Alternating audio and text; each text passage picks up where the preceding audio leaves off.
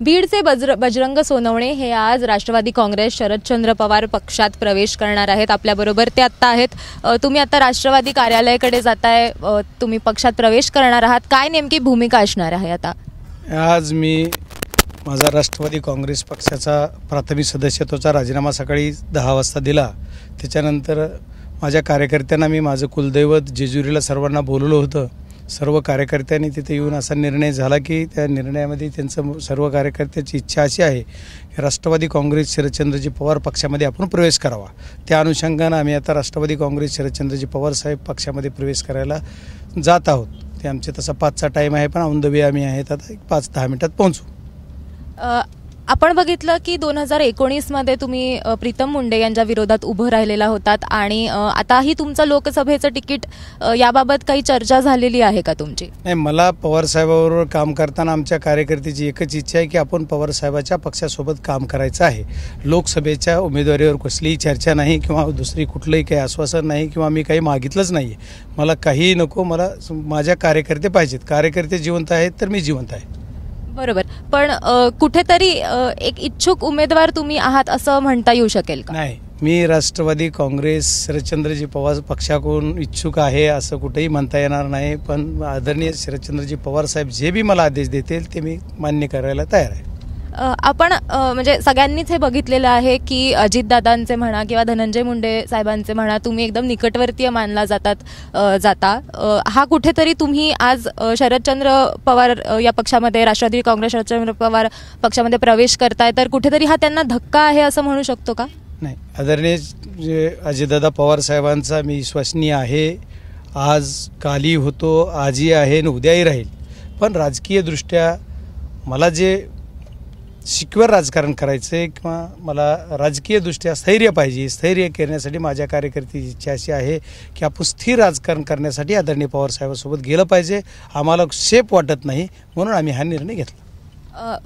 काय कारण आपण म्हणू शकतो की तुम्ही आज ही भूमिका घेतलेली आहे? नेमकं काय घडलं, कुठल्या अशा घटना आहेत का ज्यामुळे तुम्ही हा निर्णय घ्यायचा ठरवलात?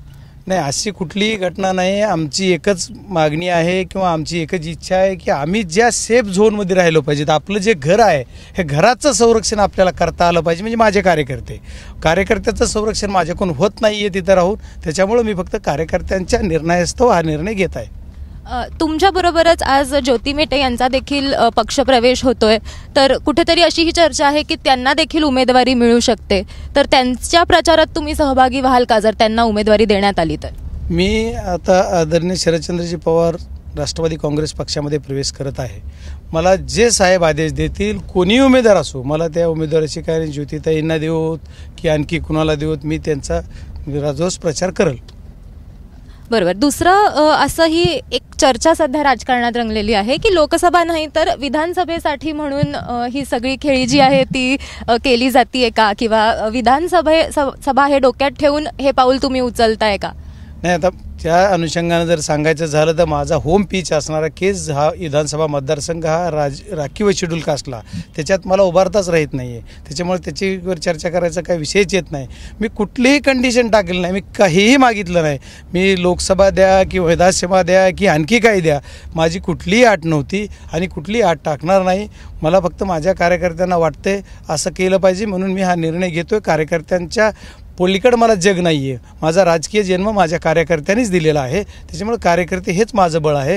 कार्यकर्ते कुठं तुटून येत, कार्यकर्त्यावर अन्याय होतोय असं कार्यकर्त्यांना जे वाटतंय ते थांबला पाहिजे आणि त्याच्यासाठी आपण त्यांच्यासाठी सेफ झोन बघितला पाहिजे। अशा पद्धतीने अशी भूमिका कार्यकर्त्यांमध्ये का आलेली आहे सध्या? का त्यांना अनसेफ का वाटतंय? आता कार्यकर्त्यांना वर्षानुवर्षे जे अनुभव येतोय ते आम्ही सत्तेत नसताना, मागची 14 ते 19 मध्ये सत्ता नव्हती, मी राष्ट्रवादी काँग्रेसचा जिल्ह्याचा अध्यक्ष होतो, त्यावेळेस सुद्धा जेवढे आंदोलनं झाले, जेवढे मोर्चे झाले, त्याचं पूर्ण तनमन धनानं कुठल्याही पक्षाकडे शिकायत न करता किंवा साधन सामुग्री कुठली न मागता मी पूर्ण ताकदीनं, आम्ही कार्यकर्ते माझ्यासोबत आहेत, त्यावेळेस आम्ही पूर्ण ताकदीनं पक्षासाठी जिल्हाभर काम केलं।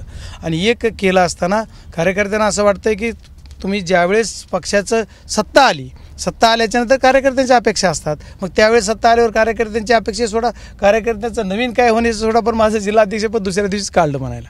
त्याच्यामुळे मग कार्यकर्त्यांना वाटतं तुम्ही यांच्याजवळ सेफ नाहीत, तुम्ही नाहीत तर आम्ही नाहीत, असा कार्यकर्त्यांचा रोष येतो बोलण्यातून. जिल्हा परिषदेच्या माध्यमातून 2 वर्ष झालं जिल्हा परिषद नाही, जिल्हा परिषदेचा पदाधिकारी मी गेली कित्येक वर्ष आहे, म्हणजे ती पण सेल्फ ह्याच्यावर बऱ्याच काही घटना आहेत. त्याच्यात आपण की पक्षाच्या दृष्टीनं जे हिताचं असेल ते पक्षासाठी प्रामाणिकतेनं काम आतापर्यंत केलेलं आहे. जिल्ह्यामध्ये आदरणीय धनंजय मुंडे साहेब यांच्या नेतृत्वाखाली काम केलं आहे, राज्यामध्ये आदरणीय दादांच्या नेतृत्वात काम केलं आहे. दादा ही माझं सर्वस्वी आजही आहे, उद्याही राहील.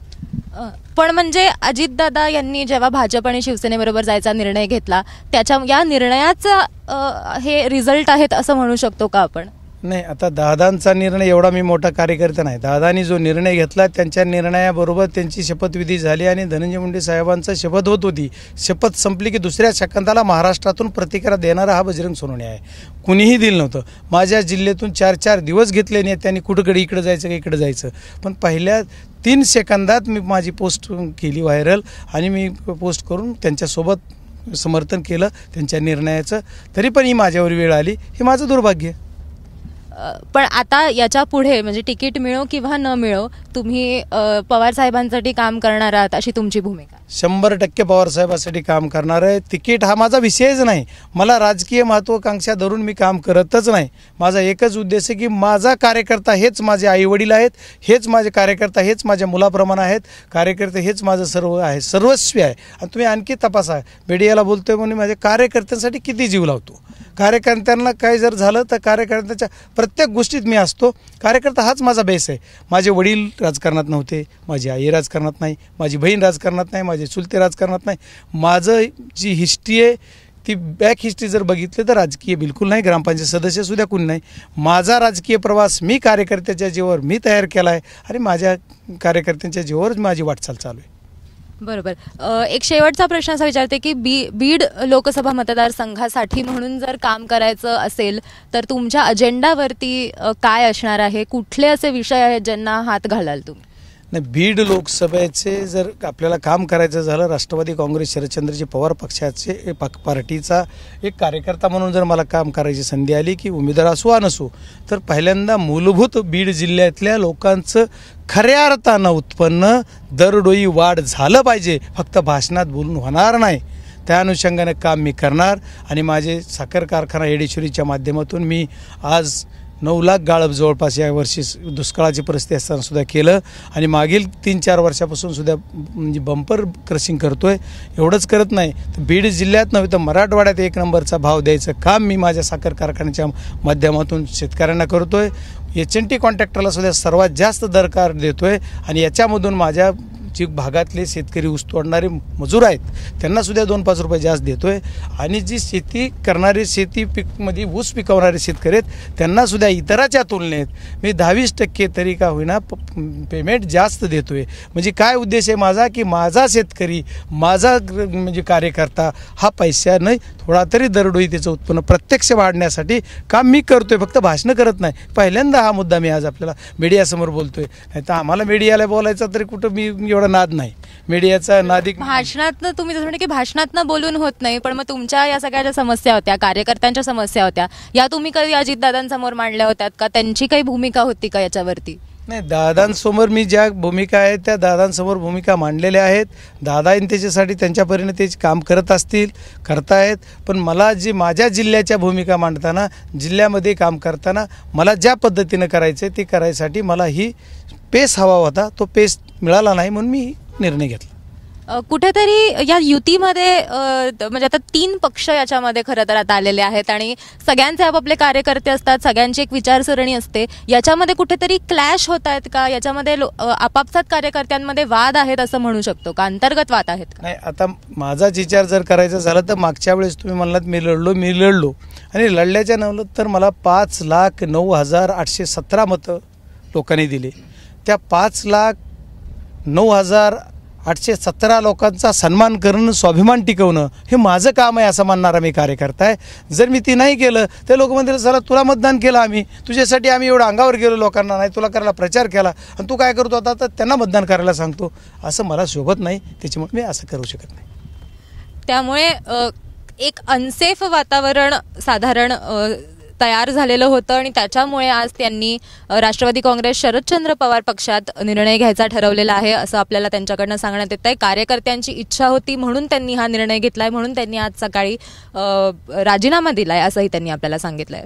कॅमेरामन अमोल गवाळेसह देव्यानी अदलाबादकर, एबीपी माझा, पुणे. एबीपी माझा, उघडा डोळे बघा नीट.